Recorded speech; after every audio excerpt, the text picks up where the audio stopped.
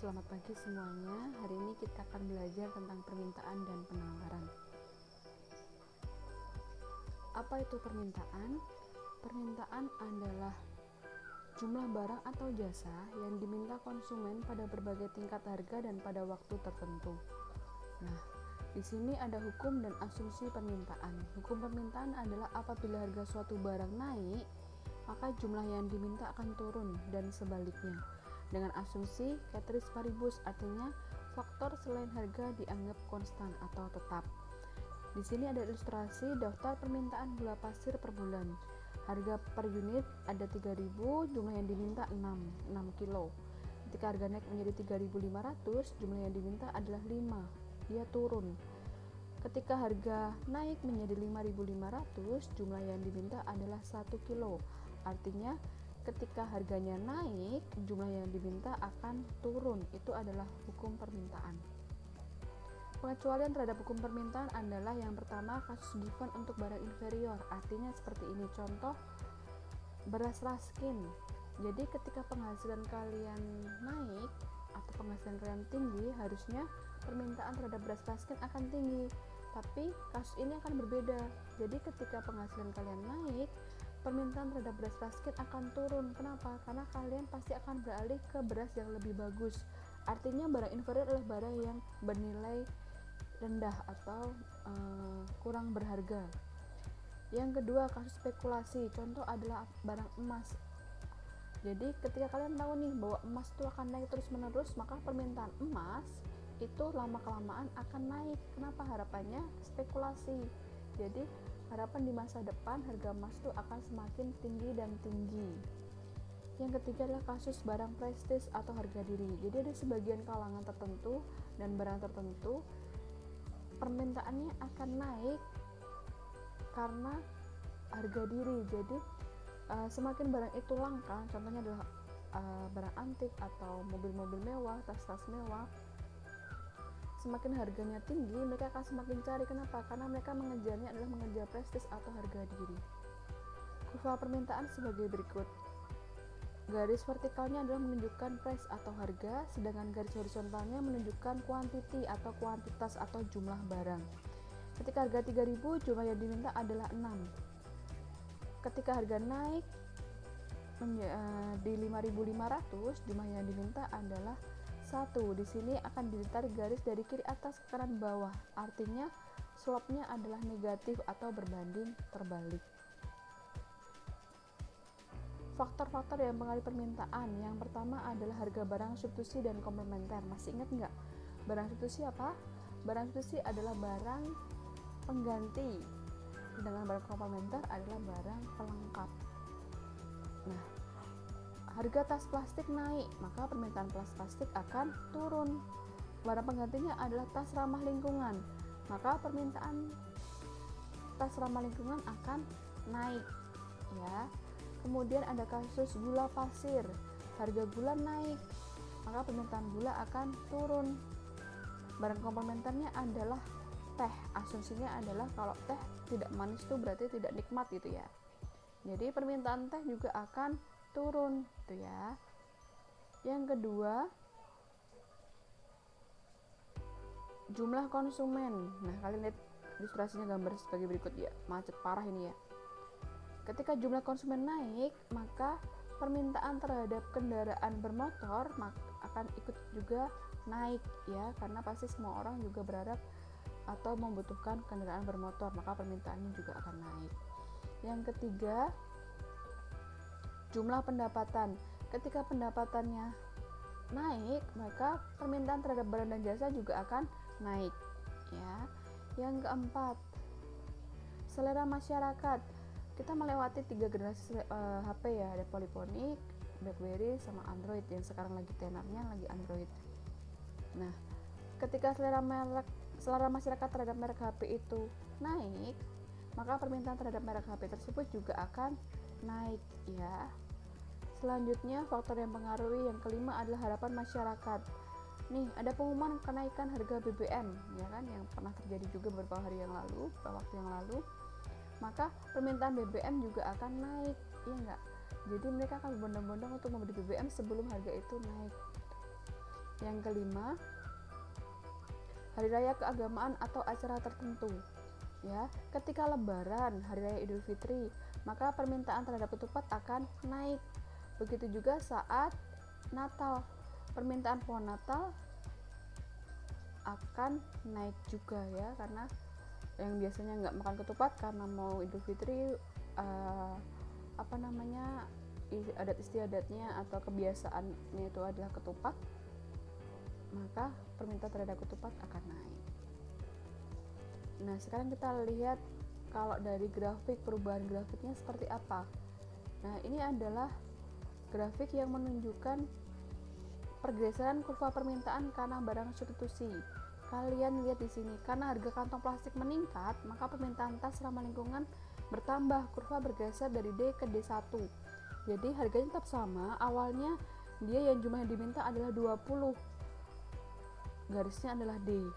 Tapi karena adanya kantong plastiknya naik, maka orang akan beralih ke tas ramah lingkungan, maka jumlah permintaan terhadap tas ramah lingkungan akan naik. Kurvanya akan bergeser dari D ke D1 dengan harga yang sama ya. Yang kedua, kita lihat pergeseran kurva permintaan karena jumlah penduduk ya kan. Nah, karena jumlah penduduk, kenaikan jumlah penduduk itu juga mempengaruhi kenaikan atau peningkatan permintaan kendaraan bermotor. Jadi kurva bergeser ke kanan dari D ke D1 ya. Artinya bahwa ketika permintaan naik, kurva bergeser ke kanan atau ke atas. Nah, sekarang kurva permintaan HP Nokia dan BlackBerry. Nah, sekarang kan nggak zaman nih HP Nokia dan BlackBerry. Sekarang zamannya adalah HP Android, berbasis Android. Maka permintaan HP Nokia dan BlackBerry itu berkurang, maka kurva bergeser ke kiri dari D ke D1 ya kan, karena permintaannya berkurang. Yang awalnya 20 nih, sekarang udah nggak zaman lagi, permintaannya jadi 15, maka kurvanya bergeser dari D ke D1 karena permintaannya berkurang. Nah, coba pikirkan apa yang terjadi terhadap kurva permintaan barang X apabila 1. Intensitas kebutuhan konsumen meningkat, 2. Harga barang substitusinya naik, 3. Harga barang komplementernya turun, dan yang keempat, jumlah konsumen bertambah. Coba dipikirkan. Nah, sudah bisa kalian tulis nih di buku-buku catatan kalian.